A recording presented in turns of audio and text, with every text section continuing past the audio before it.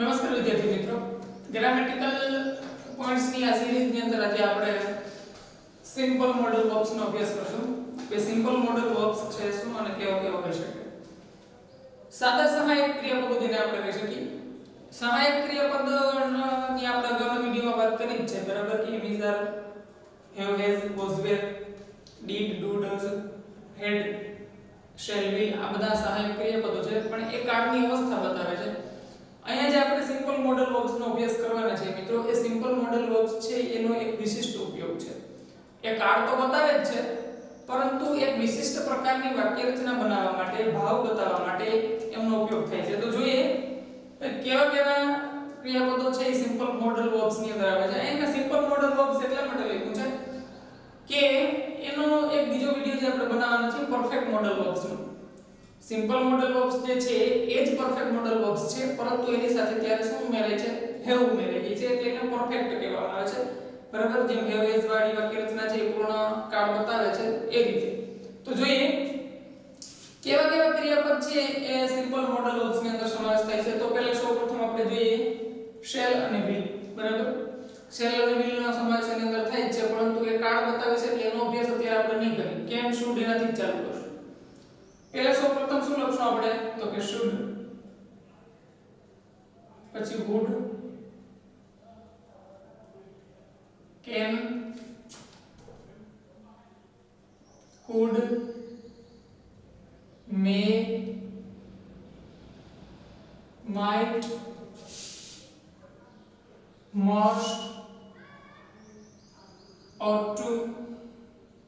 બરાબર, આવા જે સહાયક ક્રિયાપદો છે should, would, can, could, may, might, must અને ought to, બરાબર, એ જે છે એ સિમ્પલ મોડલ વર્બ્સ છે, એટલે કે સાદા સહાયક ક્રિયાપદો. હવે એનો ઉપયોગ શું? તો જે પણ અહીંયા લખ્યા છે એ બધાનો એક વિશિષ્ટ ઉપયોગ છે. should છે એ નૈતિક ફરજ બતાવે છે, બરાબર. would છે એના મલ્ટીપર્પઝ ઉપયોગમાં લેવાય છે. દાખલા તરીકે would છે એ કોઈ ભૂતકાળની કોઈ ક્રિયા આમ કરી શકે, મેં એ લીધું હોત, બરાબર, કે નહીં એને મને એ ગમ્યું હોત, બરાબર, કે ભવિષ્યમાં કોઈ વસ્તુ બતાવવા માટે પણ એનો ઉપયોગ થાય છે. વિનંતીના ભાવ સ્વરૂપે પણ બતાવાય છે, બરાબર. કોઈ વસ્તુને આભાર પ્રગટ કરવા માટે પણ would નો ઉપયોગ થાય છે. પસંદગીના ભાવમાં પણ would નો ઉપયોગ થાય છે, બરાબર. એ રીતે મલ્ટીપર્પઝ એનો ઉપયોગ છે. કેન નો ઉપયોગ પણ એવી રીતે છે. કેન શું બતાવે છે? તો ક્ષમતા. દાખલા તરીકે આપણે એમ કહીએ, બરાબર, કે I can lift this heavy box, એટલે કે હું આ હેવી બોક્સ ને ઉપાડી શકું છું. આ હેવી બોક્સ ઉપાડવા માટે હું સક્ષમ છું. could છે એ કેન નું ભૂતકાળનું રૂપ છે. હું આ કરી શક્યો હોત, બરાબર. if I was there I could handle it, જો હું ત્યાં હાજર હોત તો મેં એ સોલ્વ કરી નાખ્યો હોત, મેં હેન્ડલ કરી લીધું હોત. મે છે એ ભવિષ્યતા સૂચવે છે, સંભાવના, અને એનો જે સ્ટ્રોંગ રૂપ એટલે કે નેક્સ્ટ રૂપ છે માઇટ. બંનેમાં થોડોક જ તફાવત છે, બહુ જ્યાદા બધો તફાવત છે નહીં. ઘણી વખત આપણે કન્ફ્યુઝન થઈ જતો હોય, પણ થોડોક તફાવત છે એમાં. મસ્ટ અને ought to અને should બે હરખા જ છે, બરાબર, એમાં કઈ ફેરફાર છે નહીં, પણ તમે લખ્યું છે. મસ્ટ શું છે? બાહ્ય ફરજ રૂપ, દબાણવશ કંઈ કરવું પડ્યું હોય, બરાબર, કોઈ ઉપરી અધિકારીએ કંઈ કીધું હોય તો એનો મસ્ટ ફરજિયાતપણાના ભાગ રૂપે કરવું પડ્યું. એક બીજું નેક્સ્ટ છે have to. આ ફોર્સ બાય ફોર્સ કરવું પડ્યું હોય તો have to, અને મસ્ટ ફરજના ભાગ રૂપે તમારે કરવું પડ્યું હોય તો મસ્ટ વપરાય છે. બંનેમાં થોડોક ફેર છે. તો જોઈએ વન બાય વન એના એક્ઝામ્પલ આપણે. દાખલા તરીકે should થી એક વાક્ય બનાવીએ તો આપણે કહી શકીએ, બરાબર, નૈતિક ફરજના ભાગ રૂપે છે. જોજો, બરાબર, કે આમ કરવું જોઈએ.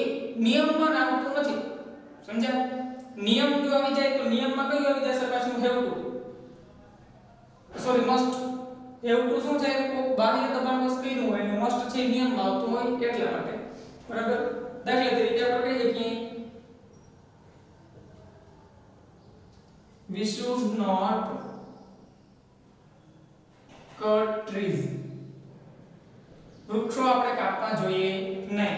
હવે વૃક્ષો કાપવા ન જોઈએ, આપણે નૈતિક ફરજ છે, બરાબર, કે ભાઈ વૃક્ષો કાપવા ન જોઈએ, પરંતુ કોઈ પોતાની જમીનની અંદર, પોતાની અધિકારી જમીનની અંદર કોઈ વૃક્ષ કાપતું હોય, ઝાડો કાપતું હોય જેને નડતર રૂપ હોય, બરાબર, તો એના પર કોઈ કાનૂની કાર્યવાહી કરવામાં આવતી નથી, બરાબર, કારણ કે નૈતિક ફરજ રૂપે. હા ઠીક છે, ભાઈ તમે કે જંગલમાં વૃક્ષો કાપવા જાઓ અને તમે એમ બતાવો ની કોશિશ કરો ભાઈ કે ભાઈ નૈતિક ફરજ છે, અમારે નૈતિક ફરજ નથી પાડવી, તો ન્યા ચાલે નહીં, કારણ કે એ અધિકારિક ક્ષેત્ર છે સરકારનું, બરાબર, અભયારણ્ય હોય કે નેશનલ પાર્ક હોય, એટલે સેન્ચ્યુરી કે નેશનલ પાર્કની અંદર તમે ન કરી શકો, પરંતુ આપણે એવું કહી શકીએ કે એ નૈતિક ફરજમાં સમાવિષ્ટ થાય છે, બરાબર, એની અંદર કોઈ કાનૂની કાર્યવાહી તરીકે કોઈને દંડ કરવામાં આવતો નથી, એટલે આપણે નૈતિક ફરજ સમજીને આપણે એ કાર્ય કરવું જોઈએ નહીં. We should not cut trees, વૃક્ષો આપણે ઉખેડી ફેંકવા જોઈએ નહીં.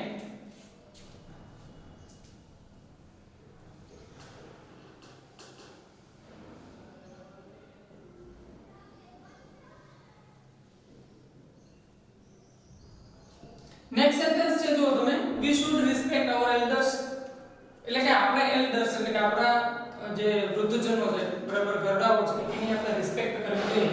તો કોઈ એવો વડચંડાઈવાળો છોકરો હોય, બરાબર, કે વૃદ્ધોની રિસ્પેક્ટ ન કરતો હોય, તો ભાઈ એને પકડીને કોઈ જેલમાં ન પૂરી દેવું, બરાબર, કે ભાઈ આ વૃદ્ધોની રિસ્પેક્ટ કરી નહીં, દંડને પાત્ર છે, કારણ કે એ નૈતિક ફરજમાં આવે છે. દરેકના મળેલા સંસ્કારો ઉપર નિર્ધારિત છે ભાઈ કે તમારે કયું કાર્ય કરવું, કયું કાર્ય ન કરવું, એટલે દંડના ક્ષેત્રમાં આવતું નથી. હા, નૈતિક ફરજ સ્વરૂપે જો એ સમજે કે ના આપણે ન કરાય, બરાબર, તો એ વસ્તુ કેવી થાય, યોગ્ય બને. પરંતુ જો એ પોતે ન સમજીને કોઈ કાર્ય કરતો હોય તો કોઈ દંડને પાત્ર બનતો નથી. એટલે શુડ ને આપણે કઈ કેટેગરી મૂકશું, નૈતિક ફરજ બતાવે છે એના સંદર્ભમાં આપણે એનો બરાબર જોશું. હજી એક નેક્સ્ટ એક્ઝામ્પલ લઈએ તો દાખલા તરીકે આપણે કહી શકીએ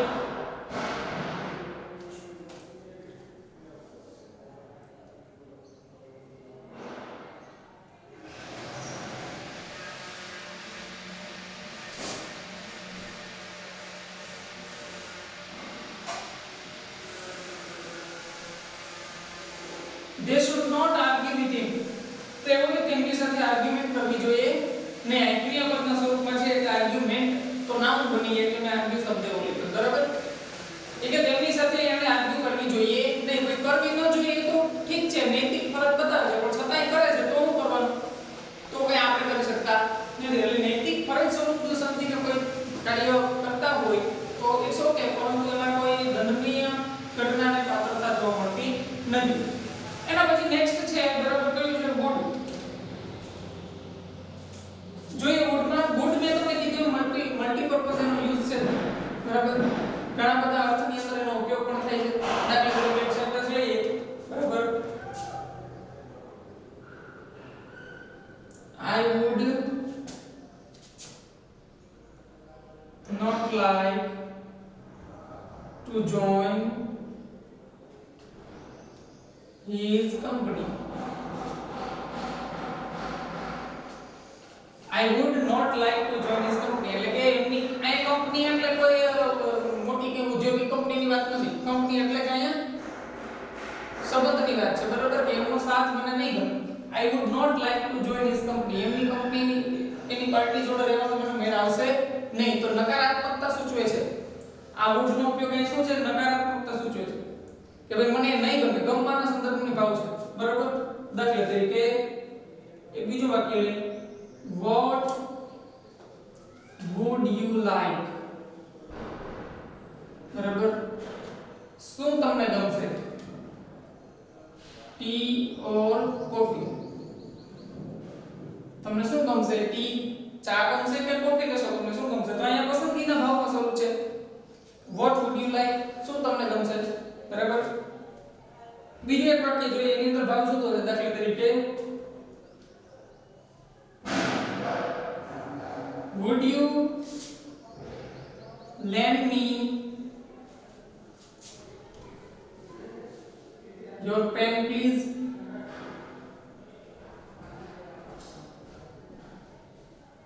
હું કહે છે would you lend me your pen please, એટલે કે શું તમારી પેન તમે મને આપશો.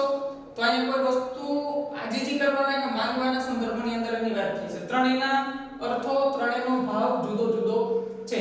માની લો કે કોઈ પ્રસંગ ચાલતો હોય કે કોઈ સભા ચાલતી હોય, એમાં આપણે કોઈને ઇન્વાઇટ કરવાના હોઈએ, બરાબર, ત્યારે પણ would નો જ ઉપયોગ થાય છે કે હવે હું આમને સંબોધિત કરવા માટે અહીંયા ઇન્વાઇટ કરું છું, ત્યારે પણ આપણે આમ કહી શકીએ I would like to invite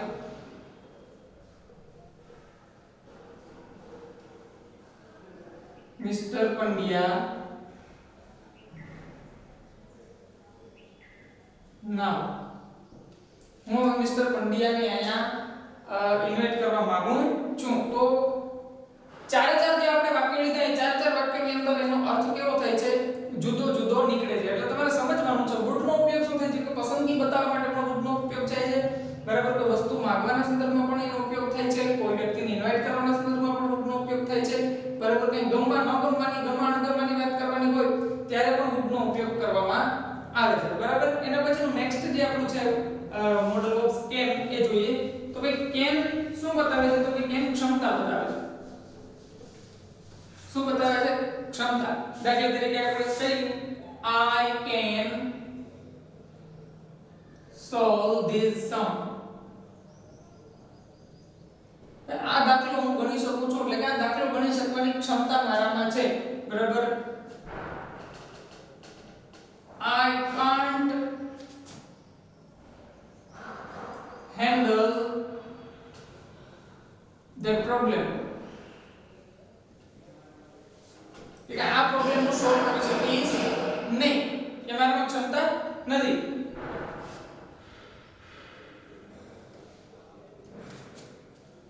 Can you help me?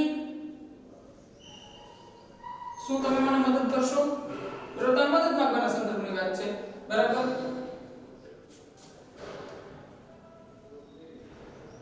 Can you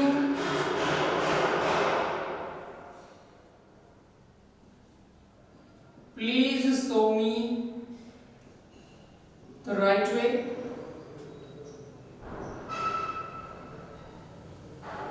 શું મહેરબાની કરી કૃપા કરી અને તમે મને યોગ્ય રસ્તો બતાવશો?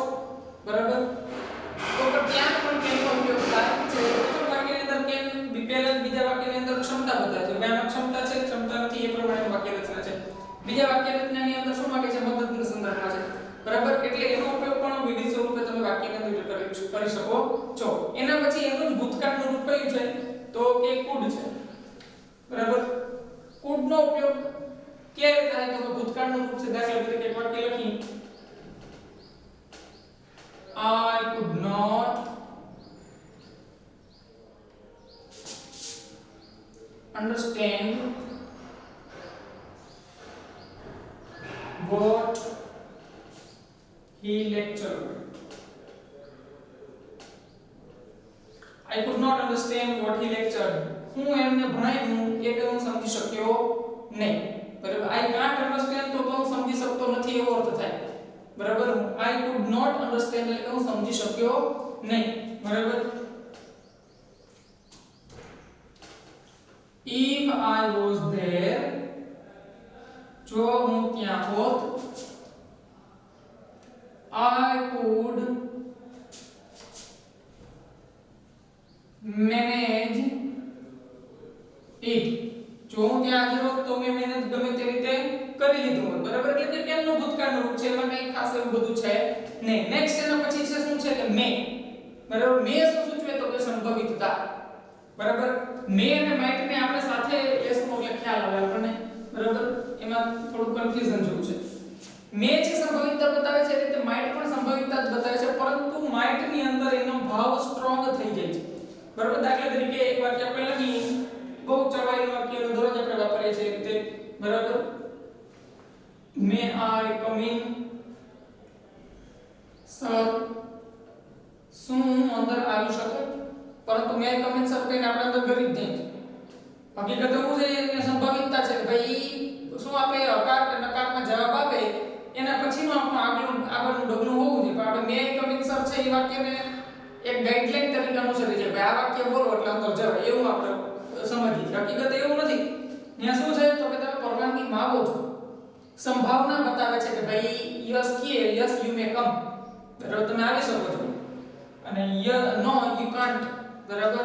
યુ મે નોટ કે યુ કાન્ટ એવો શબ્દ કે આપણે અંદર કરી શકતા નથી, પરંતુ આપણે એને એક સાધન સ્વરૂપ વિકસાવી લીધું છે કે આપણે મે કમ ઇન સર વાક્ય બોલીએ એટલે એનો અર્થ એવો થયો કે હવે એની અંદર આવા દેવો જ પડે. એવો અર્થ થતો નથી.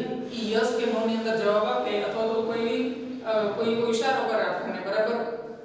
તો આપણે સાઇન આપે તો એના દ્વારા ખબર પડે કે ભાઈ આ છે હકારમાં સ્વીકારવાના છે કે નકારવાના છે બરાબર જ્યારે તમે આવી રીતે એનો ઉપયોગ કરો છો મે કમિંગ સર બરાબર એવી રીતે માઇટ નો ઉપયોગ કેવી રીતે થાય છે જોઈએ દાખલા તરીકે મેં એક અગાઉના લેક્ચરમાં તમને એક્ટિવ પેસિવ વોઇસમાં કીધું હતું કે ભાઈ માની લો કે તમે શિક્ષકને શોધવા માટે ક્લાસમાં જાઓ છો પરંતુ ક્લાસની અંદર શિક્ષક તમને મળતા નથી તો ત્યારે તમે પ્રેડિક્ટેશન કરો છો પ્રેડિક્ટેશન કરો એટલે સંભાવના તમારા મગજની અંદર બાંધો છો કે ભાઈ ક્લાસમાં તો ટીચર નથી તો હવે તે ક્યાં હોવા જોઈએ તો કે એ પ્રિન્સિપાલની ઓફિસમાં હોવા જોઈએ કે સ્ટાફ રૂમમાં હોવા જોઈએ તો એવી જગ્યાએ આપણે મે શબ્દ વાપરવાનો નથી આપણે સંભાવના બાંધીએ જ છીએ કે ત્યાં જ હોવા જોઈએ બરાબર દાખલા તરીકે લખીએ the teacher is not in the class the teacher ક્લાસમાં નથી બરાબર he might be in the staff room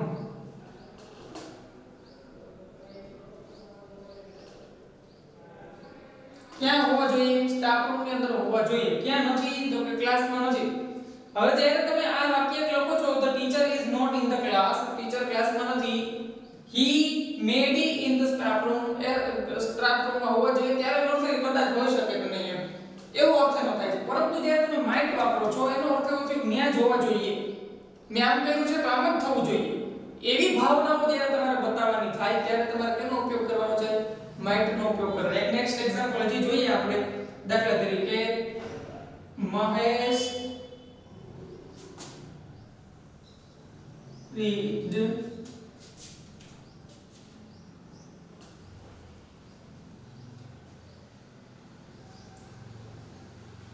late in the school barabar he might be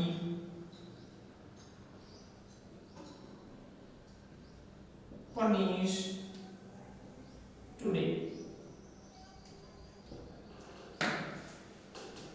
Mahesh છે એ શાળાએ મોડો પહોંચે છે અથવા તો મોડો પહોંચ્યો તો અહીં આપણે રીચ્ડ એવું લખી શકીએ Mahesh reached late in the સ્કૂલમાં મોડો પહોંચ્યો he might be punished today આજે શું થશે એને સજા કરવામાં આવશે જ બરાબર સજા કદાચ કરવામાં આવે એવું નહીં પણ અગાઉના પૂર્વ ધોરણોના મગજમાં ખ્યાલ હોય કે જે મોડો પહોંચે છે એને સજા કરવામાં આવે છે તો આમે ખ્યાલ હોય ને કે ભાઈ સજા કરવામાં આવશે તો એવા વાક્યોમાં જ્યારે એક ઉપવાક્ય હોય અને પછી અહીં તમને ખાલી જગ્યા મૂકીને કીધું કે હવે મેં આવશે માઇટ ત્યારે હંમેશા માઇટ લખવું જ્યારે એના અનુસંધાનમાં એક વાક્ય ઉપર આપેલું હોય કે આવું છે ભાઈ તો બરાબર દાખલા તરીકે આપણે એમ સામાન્ય રીતે કહી શકીએ કે એક્ઝામના પેપર આ વખતે મારે બહુ મસ્ત ગયા આટલા માર્ક્સ તો મારા આવશે જ બરાબર દાખલા તરીકે એક્ઝામ્પલ આપણે આપીએ બરાબર દાખલા તરીકે એક લખીએ અહીંયા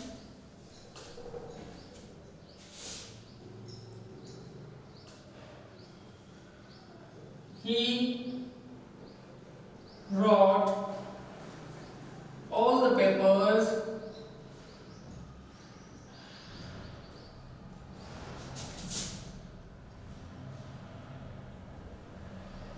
very nicely he might be get good marks ભાઈ he wrote all the papers very nicely બધા પેપરોને સારા લખ્યા છે તો શું થશે તો સંભાવના શું બાંધી શકાય તો કે he might be get good marks અને ચોક્કસ સારા માર્ક્સ આવશે અહીંયા ચોક્કસ એવું તમને જાણવા મળે અવકાશમાં અંદર તમે વાદળો ઘણા બધા જોતા હોય એટલે તમે ઉદાહરણ કરો કે ભાઈ ઘણા બધા વાદળો અવકાશની અંદર છે તો વરસાદ આવશે જ બરાબર it might be rain today અથવા તો it may be rain today બરાબર એ વાક્ય તમે બનાવી શકો છો તો આ may અને might વિશેનો લિટલ ડિફરન્સ છે પછી may નો જુદો ઉપયોગ પણ એક છે વાક્ય બતાવવા માટે કે આશીર્વાદ સ્વરૂપે જ્યારે વપરાય ત્યારે આપણે વાપરતા હોય છે કે may you live long તમે ઘણું બધું જીવો તો એ સ્વરૂપમાં પણ એનો ઉપયોગ થતો હોય છે ત્યાર પછી છે must અને have to ought to અને should બે હરખા છે એટલા માટે હું એને નહીં સમજાવું ought to અને should તો જો must મસ્ટ ની અંદર શું હોય છે તો કે કોઈ નિયમોને આધીને કરવું પડે. કોને? તો કે નિયમોને આધીન. અને હેવ ટુ માં શું છે તો કે હેવ ટુ માં ફરજને આધીન કરવું પડે. બરાબર? કોઈ ઉપરી અધિકારીને સૂચવે અને એને કાયદે કરવું પડતું હોય એના સંદર્ભમાં હેવ ટુ. એમાં આ બંનેમાં પણ બહુ જાજો ડિફરન્સ છે નહીં. દાખલા તરીકે ટ્રાફિક રૂલ્સનો નિયમનો ભંગ કરો તો એમાં તમને સજા કરવામાં આવે છે તો એ મસ્ટમાં આવે છે. તો મસ્ટમાં આપણે લખીએ વી મસ્ટ ફોલો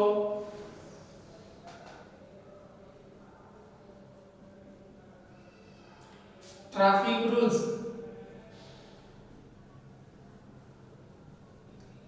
અહીંયા તમે મસ્ટ ની જગ્યાએ શુડ ના મૂકી શકો કે we should follow traffic rules. નૈતિક ફરજ સમજવાની નથી. તમે નૈતિક ફરજ સમજી અને કદાચ ન પાડો એને હવે આપણે ન કરીએ તો ચાલે કદાચ તો ન્યા હાલતું નથી. ન્યા તમને મેમો ફાળવી દેવામાં આવે છે.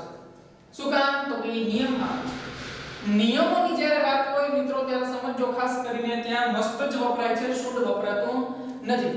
શુડ ખાસ કરીને નૈતિક ભાવનાઓની અંદર વપરાય છે. ભાઈ ન કરો તો પણ ચાલે. બરાબર? કરવું જોઈએ 99% પરંતુ ન અમુક 1% કરે તો જે કોઈ નિયમ એવા નથી કે જેને સજા કરી શકે. તો we must follow traffic rules માં નિયમને આધીન છે એટલે આપણે શું કરવું પડે? બરાબર? કે એનું પાલન કરવું જ પડે. You must keep quiet.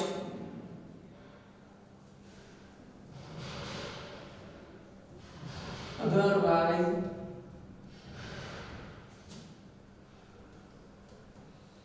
be forced to leave this class. Yes. You must keep quiet. તમારે શાંતિ રાખવી જ પડશે. નિયમ છે. બરાબર? તમારે શાંતિ રાખવી જ પડશે. Otherwise be force to leave this class. Otherwise આપણને ફોર્સ કરવામાં આવશે, દબાણ કરવામાં આવશે કે આ ક્લાસ છોડી દો. તો આ નિયમમાં છે એટલા માટે મસ્ટ વપરાય. અહીંયા શુડ નથી વપરાતો. બરાબર? કારણ કે નિયમને આધીન છે. હેવ ટુ છે બાહ્ય ફરજ. દાખલા તરીકે તમને સવારમાં ઈચ્છા નહોતી, બરાબર, છતાં તમને તમારા પપ્પાએ દબાણ કરીને મૂક્યા કામ કરવા. બરાબર? તો તમે એમ કહી શકો કે આઈ have to attend this function. મારે ફંક્શન એટેન્ડ કરવું પડ્યું. મારો કોઈ ઈચ્છા તો નથી, બધા કોઈ પપ્પાએ ખિસ્સામાં 200-500 રૂપિયા નાખી દીધું ત્યાં તમે જમવા જવું પડશે. આપણે નાતા આવે છે, આપણે જવું જોઈએ. બરાબર? તો અહીંયા તમને બાય ફોર્સ એટલે કે કોઈ બાહ્ય દબાણ બસ કાર્ય કરવા માટે પ્રેરણા કરવામાં આવી છે. તમારી ઈચ્છા નથી. અને અહીંયા શું છે? નિયમોને આધીન છે. બરાબર? કે આ વસ્તુ નિયમમાં આવે છે એટલે તમારે કરવું પડે. અહીંયા નિયમ નથી પણ કીધું જ છે ભાઈ નિયમ મૂકી દો, કરવું પડે છે. સમજાણું? એટલે ત્યાં કયું આવશે? આ હેવ ટુ આવશે. બરાબર? I have to choose science field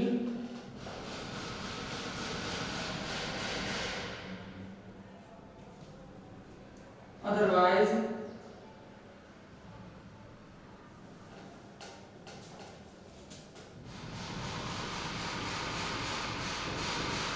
I would be not allowed to study more. No, શું વાક્ય છે? I have to choose science field. મારે science field choose કરવી પડે જ એમ છે. Otherwise I would not be, sorry ભૂલ થઈ ગઈ, not be આમ લખવાનું. Otherwise I would not be allowed to study more. નહીતર મને આગળની સ્ટડી કરવા માટે પરવાનગી આપવામાં આવશે નહીં. જો સાયન્સ રાખો તો જ ભણજો, નકર મૂકી દો એમ. એના જેવું છે. આ કોઈ કે એના મમ્મી પપ્પા દાદા દાદી મામા માસી ફુવા કોઈ ગમે એને કીધું છે કે ભાઈ સાયન્સ રાખો તો જ આગળ ભણવાનું થાય છે, નહીતર ભણવાનું થતું નથી. એટલે મિત્રો સમજો કે ભાઈ મસ્ટ છે એ કોઈ નિયમમાં આવે છે. બરાબર? જ્યારે હેવ ટુ છે એ કોઈ વ્યક્તિગત બાબતથી કે કોઈ સંસ્થા કે તમે જ્યાં પણ કોઈ કામ કરતા હોય ત્યાં તમને કોઈ ફોર્સ કરીને કંઈ કહેવામાં આવ્યું હોય એના સંદર્ભની અંદર વાત છે. મિત્રો તો આ હતા આપણા સિમ્પલ મોડલ વર્બ્સ કે જેને એક વિશિષ્ટ ઉપયોગ આપણે કરવાનો છે. હવે નેક્સ્ટ લેક્ચર ની અંદર આપણે છે એ પરફેક્ટ મોડલ વર્બ્સ નો ઉપયોગ કરશું. ત્યાં સુધી આને સમજજો, ઓળખજો કયો ઉપયોગ કેવી રીતે થાય છે, બરાબર, કેનો સેપરેટલી જુદા જુદા ઉપયોગ છે, બરાબર. ખાસ કરીને would, can અને may અને might, બરાબર. may અને might ને ખાસ સમજો કે એમાં થોડો ફેર છે, બરાબર. જ્યારે ઉપવાક્ય હોય છે એની અંદર ત્યારે તમારે might મૂકવાનું છે કોઈ આગળની પ્રક્રિયા આવી હોય ત્યારે, બરાબર. એટલે સમજજો, જાણજો અને નેક્સ્ટ લેક્ચર ની અંદર આપણે શું કરશું, પરફેક્ટ મોડલ વર્બ્સ નો અભ્યાસ કરશું, બરાબર. ધન્યવાદ.